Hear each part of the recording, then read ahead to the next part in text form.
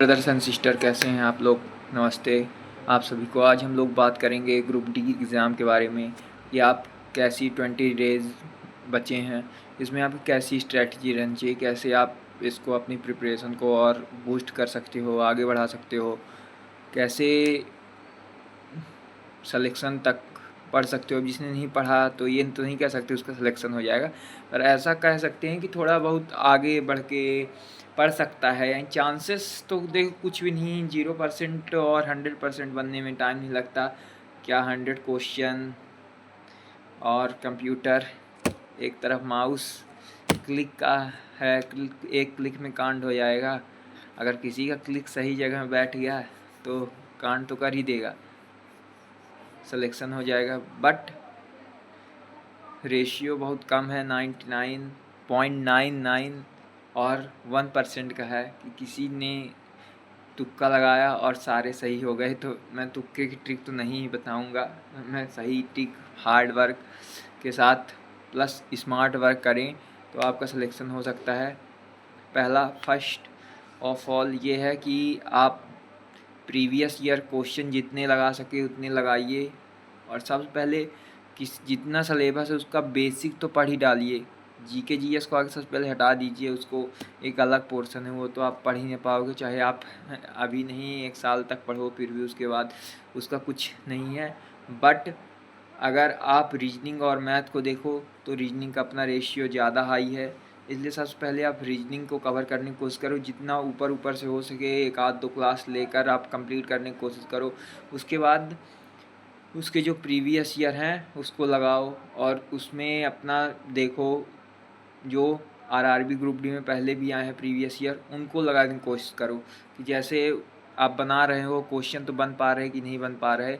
फिर अगर नहीं बन पा रहे तो फिर उनकी क्लास को और आगे देखो, उन जो जो सिलेबस है उसकी आगे बेसिक कॉन्सेप्ट क्लियर करो। बेसिक के बाद अगर आपका वो क्वेश्चन नहीं बन पा रहा तो आप उसके एडवांस लेवल में जाके देख सकते हो। इसके बाद आप देखोगे कि मैथ में भी आपको ऐसे करना है, आगे पूरा बेसिक कंप्लीट करना है। बेसिक जैसे 1-2 क्लास में बेसिक कंप्लीट हो जाता है, फिर वो क्वेश्चन प्रैक्टिस का रहता है कि आप कितना ज़्यादा प्रैक्टिस करें, कितना अपने आप को बूस्ट करना चाहते हो। सबसे पहले अब आपके पास इतना ज़्यादा टाइम बचा नहीं कि आप बहुत ज़्यादा क्वेश्चन की प्रैक्टिस करो, आप उन क्वेश्चन की ज़्यादा प्रैक्टिस करो। सबसे पहले आप मॉक टेस्ट लगाना स्टार्ट कर दो। अगर आप नहीं लगा रहे हो 1 मॉक टेस्ट 2 मॉक टेस्ट, अब मॉक टेस्ट लगाओ क्वेश्चन आएगा बनेगा नहीं। अब बनेगा ऐसा कि सबसे पहले आपको अपना बेसिक क्लियर करके रखना है। अगर आपने अपना बेसिक क्लियर कर लिया, बेसिक जब आप क्लियर हो जाएगा आप खुद ही देखोगे कि जैसे आपका बहुत ज़्यादा जो क्वेश्चन है अपने आप बनने लगेंगे। आप इसलिए अपने बेसिक को जितना हो सके उतना कंप्लीट करने की कोशिश करो और क्वेश्चन बनाओ। अगर आपसे नहीं बन पा रहे हैं उसको बेसिक को रिवीजन करो। सबसे पहले आपने जो क्लास पढ़ी है बहुत ज़्यादा नहीं पढ़ना है, 1 आध 2 क्लास जो है सिलेक्शन लेने का। सबसे पहले बेसिक ही आता है, सिलेक्शन लेने का ऐसा कुछ नहीं कि आप ले नहीं सकते हो। अगर आपका बेसिक क्लियर है, बेसिक मेन क्लास 1 आध 2 ही क्लास है। अगर क्या जो बहुत हार्ड बहुत कम देते हैं, और मेन तो शुरू में वो बेसिक ही देते हैं। ग्रुप डी तो आप जानते हैं 10th लेवल का है। जब 10th लेवल का एग्ज़ाम है आप सबसे पहले अपना बेसिक तो कंप्लीट कर लो। बेसिक जब कंप्लीट कर लोगे क्वेश्चन बनाओगे, मॉक टेस्ट दोगे। मॉक टेस्ट में आपसे क्वेश्चन नहीं बन रहा, जिस टॉपिक का क्वेश्चन नहीं बन रहा उस टॉपिक को दोबारा पढ़ो, उसके एडवांस लेवल तक जाओ, उसको पढ़ो, बनने लगेगा।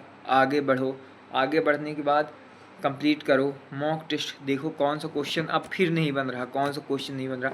आगे केवल आपको रीजनिंग और मैथ करनी है। अब जीके जीएस छोड़ दो, जीके जीएस भगवान भरोसे, जय परम ब्रह्म।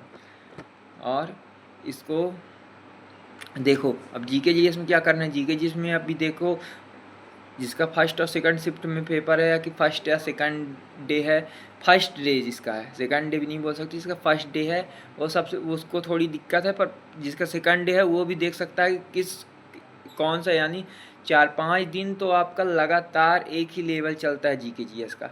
आप देखोगे कि वही जीके जीएस का कहीं ऊपर बढ़ा दिया, पर बेसिक वही देता है। तो इसलिए आप उसमें एग्जाम में देखो और उसी से फॉलो करना। अभी तो सबसे पहले आप अपना मैथ रीजनिंग जिसका बेस्ट है, जीके जीएस उसका क्लियर है, मैथ रीजनिंग में अगर आपने धोखा कर दिया या कि वो, सबसे पहले मैथ रीजनिंग कंप्लीट करो।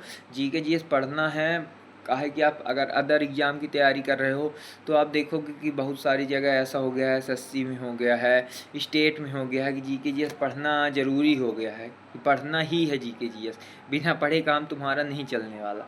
इसलिए जीके जीएस पढ़ो, उसको घोंटो, बार बार रिवाइज करो। बट अभी के लिए अपने पास 20 डेज है, सबसे पहले मैथ और रीजनिंग में फोकस करो, ताकि अगर मैथ रीजनिंग आपसे बन गया तो जीके जीएस में आपने 10 भी सही कर दिया। अगर 10 भी सही कर दिया तो आपका सिलेक्शन गारंटीड है।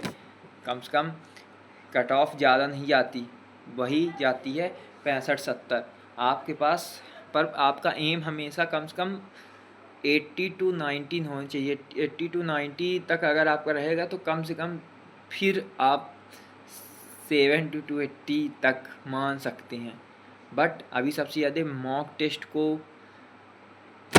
फॉलो करो, टेक्स्ट बुक से ले लो, या कि आप फ्री भी बहुत ज़्यादा देते हैं, टेक्स्ट बुक में फ्री है, या कि टेस्ट रैंकिंग जो गगन प्रताप सर की एप्लीकेशन है उससे आप लगा सकते हो। और जो दूसरे प्लेटफॉर्म हैं आप देख सकते हो उनको, राकेश यादव सर का करियर विल हो गया, इसमें भी कुछ टाइम है उनका, शायद पता तो नहीं, एक तो आप वीडियो देखोगे उनमें जिसमें मॉक टेस्ट का फ्री वो देते हैं, उसका उन्होंने टाइमिंग बना रखी है, आप उससे भी देख सकते हो। अच्छे अच्छे मॉक टेस्ट हैं, बहुत सारी जगह फ्री हैं, आप ख़रीद भी सकते हो, आप जैसे अफोर्डेबल हो जिसके लिए आप देख सकते हो अपने हिसाब से। पर मैं ये नहीं बोल सकता कि आप ख़रीदो ही अभी, का कि 20 डेज बजे हैं तो आप इतने ज़्यादा मॉक टेस्ट लगा भी ना पाओगे, ख़रीद के क्या करोगे। सबसे ज़्यादा मॉक टेस्ट लगाने से ज़्यादा उसका एनालिसिस, बार बार प्रैक्टिस उन्हीं क्वेश्चन की, वही क्वेश्चन आएंगे तो उन्हीं की बार बार प्रैक्टिस करोगे तभी आएगा। ये नहीं कि आपने बहुत ज़्यादा मॉक टेस्ट लगा लिए, 500 मॉक टेस्ट साला एक दिन में 50 लगा लिए, कुछ समझ में नहीं आया, क्लिक किया, हाँ लो रील जिस तरह खसकाते हो उसी तरह उसको भी करो। ऐसा नहीं, अगर आपने 20 मॉक टेस्ट लगाया 20 के 20 क्वेश्चन आपसे ऑल टोटल बनने चाहिए। अगर 20 क्वेश्चन है, अगर 20 के क्वेश्चन में अगर 20 क्वेश्चन रीजनिंग के हैं या कि मैथ के हैं एक मॉक टेस्ट में, तो आपसे पूरे 20 मॉक टेस्ट में कितने हो जाएंगे, 400 क्वेश्चन। 400 क्वेश्चन को आपको रीजनिंग के या कि मैथ के आपसे ऑल टोटल कोई बोल दे तो बोल मुंह से निकल जाना चाहिए कि इसका आंसर ये है, तब आपका सिलेक्शन कहीं ना कहीं हो पाएगा। इसलिए do hard work plus smart work, selection लेना है और कुछ नहीं बोल सकते। अभी सबसे पहले तो जॉब चाहिए, अभी जॉब मेरी भी नहीं लगी है इसलिए ज़्यादा बोलना उचित नहीं है। आगे बात करते हैं अगले नेक्स्ट वीडियो में। Thank you so much. Ram Ram परम ब्रह्म, जय श्री।